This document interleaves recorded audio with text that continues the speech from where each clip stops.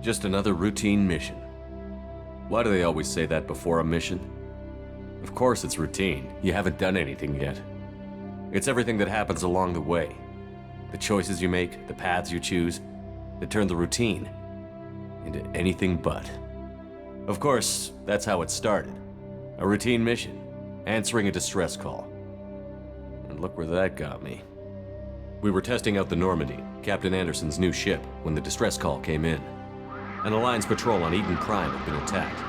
They'd seen something they couldn't explain. And whatever it was massive. I hit the ground with my lieutenant, Caden Olenko.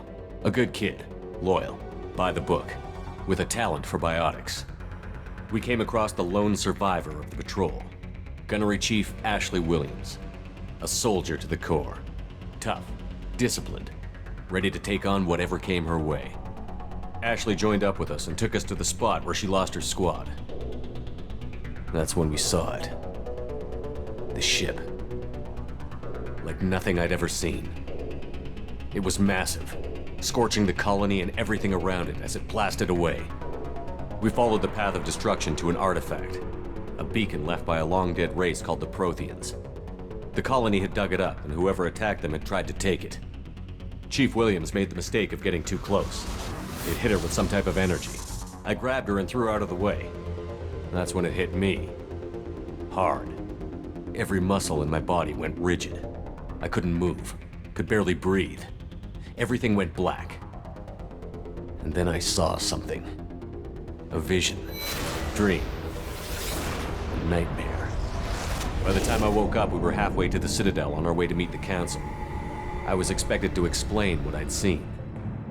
Anderson came along. So did Adina, our political representative on the Citadel. With those two heavyweights, it seemed reasonable we could persuade the Council that the ship we'd seen was a potential threat, as was the individual behind the attacks. The main suspect for the Eden Prime massacre was a Turian Spectre named Saren. He'd been seen by one of the survivors from the colony at Eden Prime, and there was some evidence to suggest that the ship was connected to Saren. But even Adina's pointed accusations weren't enough to convince the Council. They just couldn't believe one of their chosen elite Spectres could be guilty of something like that. They needed proof, which meant I needed proof. Fortunately, I wasn't alone in my search. Garrus, another Turian, wanted to help. A top agent for Citadel Security. Despite orders from his superiors that he shouldn't get involved, he told me he was suspicious of Saren, and he had some useful leads. More importantly, he was willing to share them. That led me to Rex, the biggest, nastiest-looking Krogan bounty hunter I'd ever seen. He turned out to be more than just a brute. It was his intel that led to a fugitive with incriminating evidence on Saren. The fugitive turned out to be an energetic little Quarian named Tali. A tech expert with a knack for hacking, she'd procured some information on Saren. Evidence that proved Saren was dirty. Tali's evidence proved that Saren was responsible for the massacre on Eden Prime, and that the immense warship we'd spotted was in fact Saren's flagship. But it went much further.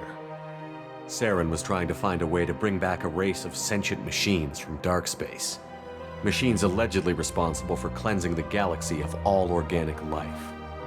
These Reapers were blamed for wiping out all life 50,000 years ago, including the Protheans, then disappearing back through the mass relays to dark space, leaving no trace they'd ever been. That explained why Saren was after the beacon, and it made some sense out of my visions. But not much else. We couldn't convince the Council that the Reapers were a threat, but they agreed Saren had to be stopped. They stripped him of his Spectre status and gave me the honor of becoming the first human Spectre. My first task? Bring down Saren. Anderson decided to stay behind, giving up his ship, the Normandy. He told me I would need it more than he would. He also pointed me in a direction. Liara, a Prothean expert, adept in biotics, and maybe most importantly, daughter of Benezia, Saren's top lieutenant. And like most Asari, as beautiful as she is intelligent, and born with a unique ability to meld with other species. Liara was able to help me decipher some of the vision the beacon had given me. Nothing concrete, but it gave me some clues. And a new appreciation for the Asari. Her technique for accessing my vision was unexpected, but not at all unpleasant. Ashley was a little concerned about the connection I shared with Liara. As commander, I knew either relationship had the potential to interfere with the mission. I told Ash I wasn't interested in Liara. I had my eyes on someone else. But we agreed we wouldn't let it get in the way of our mission. Finding Saren. Thanks to Liara's help, we had our next lead. Benezia. Saren had taken her to Novarian, where he'd enslaved a dangerous race of insect-like creatures, the Rachni. He ordered Benezia to use the same technique Liara had used on me to extract information from the Rachni Queen. The Queen's drones were everywhere, and they weren't happy. We had to fight through hundreds of them to get to Benezia. By the time we arrived, Saren was gone. With the information. I tried to reason with Benezia, but Saren had indoctrinated her. He had somehow acquired the ability to control people's actions and wills. Benezia wouldn't surrender, and Liara was forced to watch her mother die in her arms. And I was left with an angry, dangerous Rachni Queen to deal with. She claimed her drones would do no harm if I released her. But the Rachni had terrorized the galaxy before. I couldn't do it. I wouldn't doom an entire species for past sins. And the Queen was true to her word. She left and took her army of drones with her. With Saren's top lieutenant dead, he was quickly running out of time and places to hide. I tracked him down at his base on Vermeer, but we soon learned it was more than a base of operations. It was a breeding ground. Saren was breeding an army of Krogan. He'd found a cure for the genophage, a disease inflicted on the Krogan to prevent them from breeding and taking over the galaxy. But the Krogan Saren was breeding were slaves, mindless beasts that obeyed Saren's will. I had to destroy the base, and all its research. Rex disagreed. Violently. Rex wanted the genophage cure for his people. I tried to convince him to help me destroy it, that these Krogan weren't real. But he wouldn't back down. Fortunately, Rex is smarter than he looks. He realized this wasn't the way to help his people, and that Saren was the real threat. When we finally got to the center of the base, I realized just how close Saren was to completing his plan. He was already in communication with the Reapers. Sovereign, Saren's flagship we'd all assumed was just a ship, was a Reaper. It spoke to me, threatened me. I could feel the menace it had for every living thing. It wanted me dead. It wanted us all dead. And I knew it was capable of doing just that. What I couldn't understand was why Saren would help it.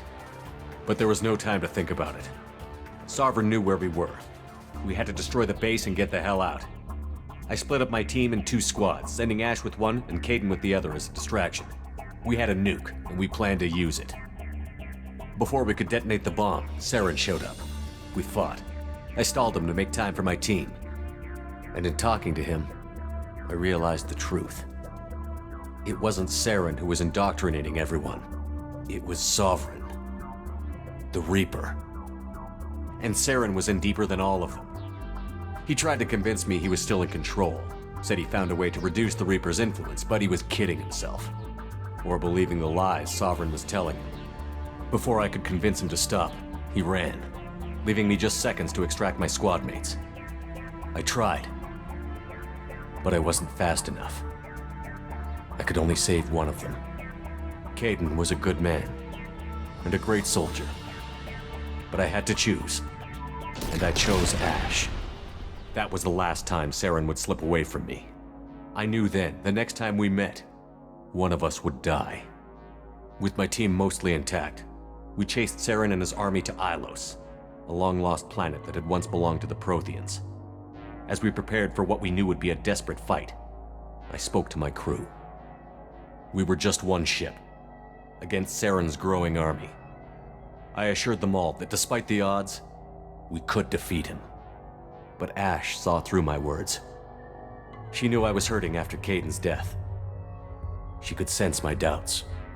We both knew this mission could be our last. Until that moment, we'd put our feelings aside for the sake of that mission. But why wait? We gave in to each other, and it was perfect. While it lasted. We arrived on Ilos, close behind Saren. Once on the planet, we discovered a Prothean databank that helped me put the final pieces of my vision together. The Reapers had come 50,000 years ago, and every 50,000 years before that. each time purging the galaxy of life.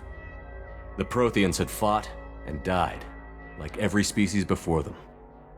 But a few survived long enough to leave a parting gift. The Protheans had discovered that the Citadel was the key to controlling the mass relays. By sabotaging the Citadel, they found a way to close the relays to dark space, slowing the Reapers' return, giving us the time we needed to find a solution to stop the Reapers once and for all. Saren knew this. He was leading his army to take control of the Citadel and re-establish the relays to dark space, bringing the waiting Reapers here to destroy us all. We followed him to the Citadel. It was intact, but heavily damaged. He had caught the Council fleets by surprise, and they were only now regrouping. And with Sovereign as his flagship, there was little hope the fleets could counterattack with enough strength to take back the Citadel. But Saren was done running, and I was done chasing him. As the Alliance and Citadel fleets battled Saren's army outside, I cornered the Turian bastard in the Citadel tower and confronted him. He died believing that the Reapers would save him. As I fought to regain control of the Citadel, the Council's flagship, the Destiny Ascension, fell under attack. Despite Saren's death, Sovereign and Saren's army continued to fight. The Council was aboard the Destiny Ascension, and they were requesting assistance. But I knew in order to help them, I would have to put our human alliance fleet in jeopardy. The Council could be replaced. The fleets were needed here and now if we were going to defeat Sovereign. Even with the Citadel back in my control, Saren defeated, and the Normandy leading the combined galactic fleet, the battle against Sovereign, a single Reaper, was relentless. It took the combined fleets of humanity and the other races, but in the end, Sovereign fell. But the costs were immense. While humanity's efforts in the war earned us our first seat on the Council, it was a hollow victory. The Reapers were still out there. I knew the fight was far from over, but as the one who'd led the fight against Saren, I was given new responsibilities. The choice of humanity's first counselor was left for me to decide. On the one hand, Udina, the lifetime politician. Ruthless and ambitious, he would easily navigate the political landmines that would soon be put in front of him. The other choice, Captain Anderson, the career soldier. Tough but fair, but a friend, and someone I could trust. Both great leaders in their own right. Anderson didn't want the job, which was a sure sign he'd be perfect for it. No ambition to get in the way. The war was over. The threat had passed. In time, the Council would rebuild itself. The Citadel could be repaired. Even the pain of lost friends would fade. But none of that mattered if the Reapers were still out there. And if they were all as powerful as Sovereign, we had to find a way to stop them. I had to find a way.